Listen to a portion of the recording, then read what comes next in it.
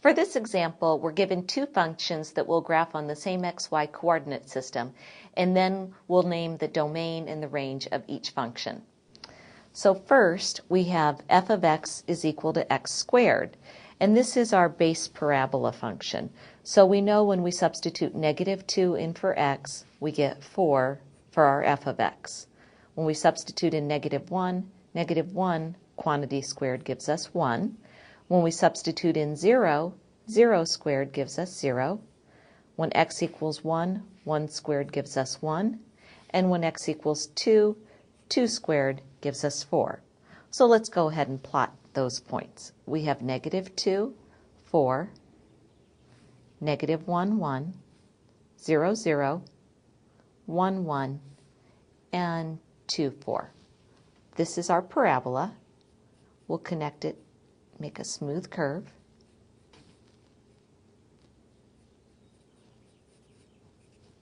And this is the graph of f of x equals x squared. Now we have another graph, and this other graph is g of x is equal to the negative of the quantity x minus 1 squared plus 4. So we have some transformations, and in this case, let's start with the negative out in front of that quantity x minus 1. This negative indicates that we have a reflection about the x-axis. So we'll reflect about the x-axis. The x minus 1 inside the parentheses indicates a horizontal shift. Since it's x minus 1, that indicates a shift to the right. So we'll shift 1 unit to the right. And finally, our last transformation will be our vertical shift. We have plus 4 as our vertical shift, so that tells us to shift 4 units up. And I'm going to take each of these 5 original points and do a transformation on each one of them. So let's start with the point -2, 4. First, the negative sign out in front tells me to reflect about the x-axis. So instead of -2, 4, I'll come down here to -2, -4, right about here. Now I have 1 unit to the right. So I move this point to the right 1 unit.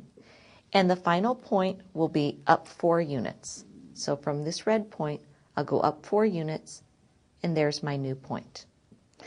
Now let's do that with the point -1, 1. First, I'm going to reflect that about the x-axis, -1, -1.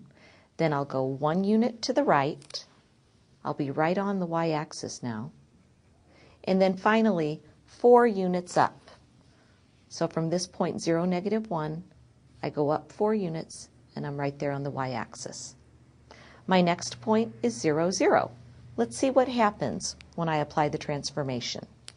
Well, if I reflected about the x-axis, since it's on the x-axis, I don't need to move at all. Now 1 unit right, I just move 1 unit along the x-axis. And finally, 4 units up, I go 1, 2, 3, 4. I'm right here at this point 1, 4. Okay, let's do the last 2 points. We have the point 1, 1. Let's first reflect that about the x-axis right here. Let's move it 1 unit right there, and 4 units up. 1, 2, 3, 4, right here. And finally, the last point. We have this point 2, 4. Let's reflect it about the x-axis down here at 2, -4. 1 unit to the right, and then 3 units up. Sorry, 4 units up I meant. And we end up right here back on the x-axis. So now we have these 5 points. We can sketch our parabola represented by g of x. So in purple, I have g of x and in the black I have the original f of x. Now let's talk about the domain and the range of each of these functions. So the domain, first of all, for f of x. Since f of x equals x squared is a parabola, the domain of all polynomial functions is all real numbers, so from negative to positive infinity. In other words, I can let x equal any real number. Now how about the range? Well, if we look at the picture of our graph, we can see that the lowest y value we have is 0, and then all the other y values are greater than 0. So the range of that function is from 0 to positive infinity.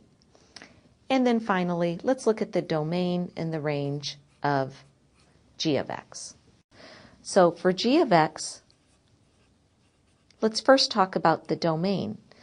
G of x is again just a parabola. It happens to be a parabola that opens downward, but it's a polynomial function, and so the domain of any polynomial function is always from negative to positive infinity.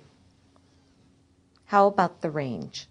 Well, the range is any y value that appears on this graph.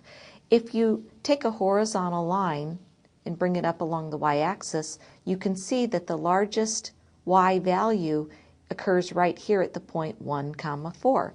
So the range, the y values are no greater than 4. They can be 4, but no greater than 4. So one way we can write this is that y is less than or equal to 4, but since I typically write this in interval notation, I'll write it as negative infinity up to and including 4.